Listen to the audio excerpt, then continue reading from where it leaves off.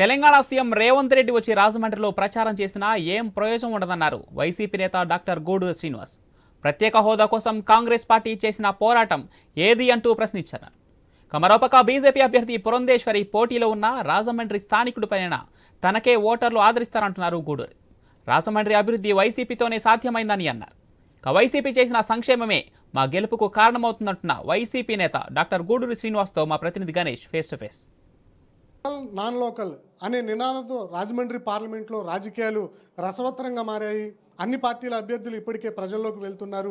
Polling దగ్గర పడుతూ ఉండడంతో ఇప్పటికే ఓటర్లను ఆయా ఏవైతే పార్టీలు ఉన్నాయో మేనిఫెస్టో అంశాలతో ముందుకు వెళ్తున్నటువంటి సందర్భం కనిపిస్తుంది. ఇదే క్రమంలో ఈసారి రాజమండ్రి పార్లమెంటు గత ఎన్నికల్లో వైసీపీ గెలిచింది. ఈసారి ఎలా ఉండబోతుంది అనేది తెలుసుకునే ప్రయత్నం చేద్దాం. మనతో పాటు వైఎస్ఆర్సీపీ అభ్యర్థి గూడూరి శ్రీనివాస్ గారు ఉన్నారు. సార్, మనం చూస్తున్నాం కూటమి నుంచి పురంధేశ్వరి గారు ల్యాండ్ అయిపోయారు. ఇప్పటికే ప్రచారం దిగుతున్నారు. రాజమండ్రి పార్లమెంట్ని కేంద్ర నిధులతో అభివృద్ధి చేసామనేది అవి ప్రచారంలో ప్రధానంగా పెడుతున్నారు. మీరేమంటారు? రాజమండ్రిని మేము మా ప్రభుత్వం వచ్చిన తర్వాత అభివృద్ధి చేశాం. గత 5 సంవత్సరాల్లో రాజమండ్రి ముఖ చిత్రాన్ని మార్చాం.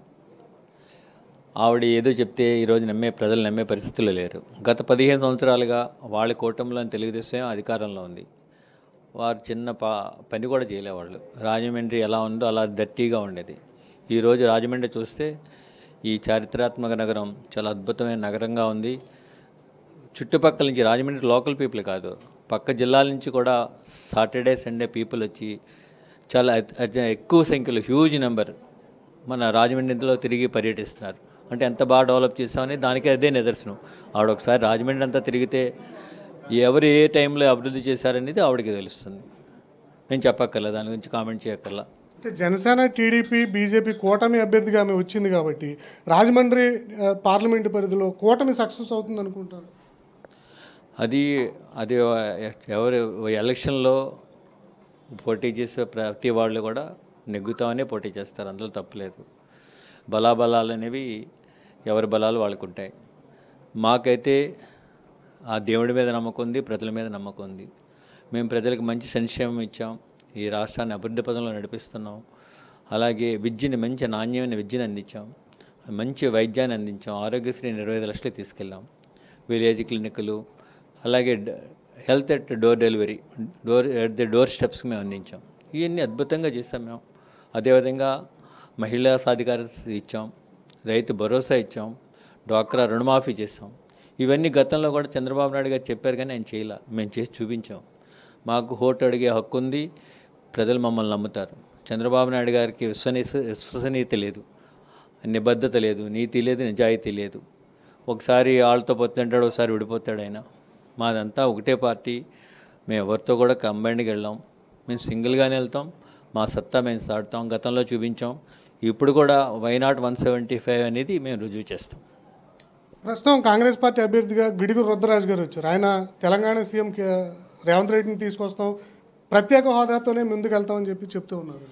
సరే, ఎన్నాళ్ళు ఎక్కడున్నారండి మరి? ప్రత్యేక హోదా ఇప్పుడు ఎన్నాళ్ళు ఎందుకు ఫైట్ చేయలేదు? ఈరోజు ఎలక్షన్ వచ్చాయని చెప్పి ప్రత్యేక హోదా అని చెప్తున్నారు. గత 10 సంవత్సరాలుగా ఆంధ్రప్రదేశ్ ఆర్థిక పరిస్థితి చిన్నాభిన్నంగా ఉంది. ఆ టైంలో పార్లమెంట్లో అడగాలి కదా. ఏ రోజైనా అడిగారా? అడిగిన దాఖలాలు లేవు. ఈరోజు వచ్చి ఎలక్షన్ల ముందు వచ్చి ప్రత్యేక హోదా తెచ్చేస్తాం. 10 మంది కార్యకర్తలు లేని పార్టీ ప్రత్యేక హోదా ఎలా తెస్తుందో చెప్పండి. అంటే రేవంత్ రెడ్డి వచ్చి ప్రచారం చేసినంత మాత్రాన కాంగ్రెస్ పార్టీ కలిసి వస్తుంది అనుకుంటున్నాను. రేవంత్ రెడ్డి గారు కూడా ఏదో బొటాబొటిని సీఎం అయ్యారు తెలంగాణలో, అనేక సపోర్ట్లు తీసుకుని. ఆయన పెద్ద ప్రజారంజకంగా ఏం పాలన సాగించిన దాఖలాలు కూడా ఏం లేవు. ఆయన వచ్చి చేసేస్తే ఇక్కడికి మారిపోయే పరిస్థితి కూడా లేదు. ఆ పార్టీకి ప్రస్తుతం కార్యకర్తలే లేరు. అలాంటి వాళ్ళు ఎలా అధికారంలోకి వస్తారు? అదేదో ఊహించుకోవడం తప్ప. ఈసారి ఎలా ఉండబోతుంది sir? Last time YCP winnowing Rajahmundry parliament. ఈసారి మీరు ప్రచారంకి వెళ్తున్నారు కదా, 7 కాన్స్టిట్యున్సీలో ఎలా ఉంది ప్రచారం అని? సార్, నేను విస్తృతంగా 7 సెగ్మెంట్స్లో కూడా పర్యటిస్తున్నాను. ప్రతిరోజు కూడా ప్రజల్లో స్పందన అద్భుతంగా ఉంది. జగన్మోహన్ రెడ్డి గారు చేసిన సంక్షేమం పట్ల జనం అంతా కూడా జేజేలు పలుకుతున్నారు. అదేవిధంగా ఈ వాలంటీర్ వ్యవస్థ నేను చేస్తున్న కామెంట్లు, వాలంటీర్లు తీసేయడం మీద ప్రజలు చాలా ఆగ్రహంగా ఉన్నారు చంద్రబాబు నాయుడు మీద. సో మాకు అద్భుత స్పందన ఉంది. 7 సెగ్మెంట్ల్లో కూడా మేము చాలా స్ట్రాంగ్గా ఉన్నాం. డెఫినెట్గా 7 సెగ్మెంట్లో కూడా మేము నెగ్గి తీరుతాం, అందులో డౌటే లేదు. సార్ లోకల్ నాన్ లోకల్ అనే ఒక వారు వినిపిస్తుంది, దాంతోపాటుగానే బీసీ ఓసీ మధ్య వారు అనేది ఇంకోటి కనిపిస్తుంది. ప్రజల ఎవరిని విశ్వసిస్తారండి? అది నేను గత 25 సంవత్సరాలుగా రాజమండ్రిలో వైద్య వృత్తిలో ఉన్నాను. నేను రాజమండ్రిని దాటి ఎప్పుడు వెళ్ళలేదు. ప్రతి ఎలక్షన్కి ఒక్కొక్క ప్రాంతాన్ని మార్చుకునే వ్యక్తిని కాదు నేను. మా కుటుంబ సభ్యులంతా ఒకే పార్టీలో ఉన్నారు. అలాగే పదవుల కోసం పార్టీలు మారే వ్యక్తిని కూడా కాదు నేను. అదేవిధంగా మీరు ఇంకోటి ఏదో అన్నారు కదా, ఇంటి బీసీ ఓసీ అనేది. యా, అది జగన్మోహన్ రెడ్డి గారు బీసీ సాధికారిత, సామాజిక సాధికారిత అనే దానికి అర్థం చెప్పిన వ్యక్తి జగన్మోహన్ రెడ్డి గారు. ఎందుకంటే గతంలో ఎప్పుడు కూడా పార్లమెంటు గుమ్మం తాకని వెనుకబడిన తరగతుల వారిని పార్లమెంటుకి పంపించిన వ్యక్తి జగన్మోహన్ రెడ్డి గారు. ఈ దేశంలో ఏ ముఖ్యమంత్రి లేరు. బీసీ ముఖ్యమంత్రులు నితీష్ కుమార్ గారిని లేకపోతే పినరయి విజయన్ కానీ కూడా ఇంత అద్భుతంగా బీసీలను ఎంకరేజ్ చేసింది లేదు. ఈ దేశంలో ఎవరైనా ఒక వ్యక్తి బీసీలకు అండగా ఉన్న వ్యక్తి ఎవరంటే జగన్మోహన్ రెడ్డి గారు.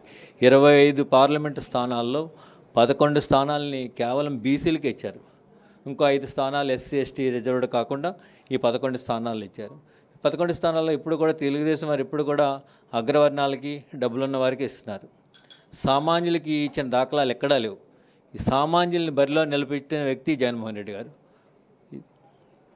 ఓవరాల్గా చూస్తున్నాం కదా, నేను స్థానికుడిని, ఖచ్చితంగా రాజమండ్రి పార్లమెంట్లో ఉన్నటువంటి ప్రజలు తనను ఆదరిస్తారు.